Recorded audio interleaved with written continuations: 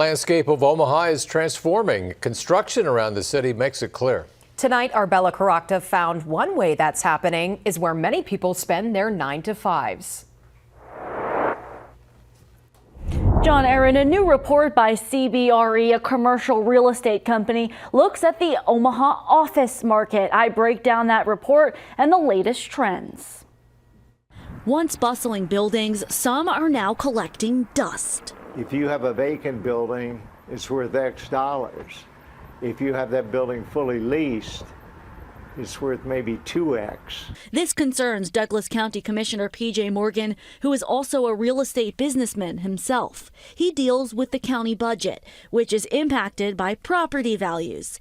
Empty office spaces don't boost the budget that pays for public safety resources. I think this trend is continuing, whether it's Dallas, Texas, Denver, New York. According to a study by CBRE, about 10% of office space is vacant. And that's actually really healthy compared to the rest of the country. So the national average for office vacancy is probably around 19%.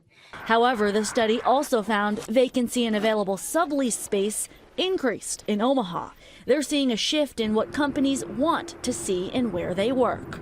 There are some companies that are shrinking their footprints, but they want those to be in more Class A properties, in amenity-rich, nicer office buildings. Take Exarban, for example, which has the lowest office space vacancy at 1.9%, according to the CBRE study. Compare that with North Park and Central West Dodge at vacancy rates of 29 and 16%, respectively. We're not exempt from some of the challenges we face, but this community works together and we do the best we can.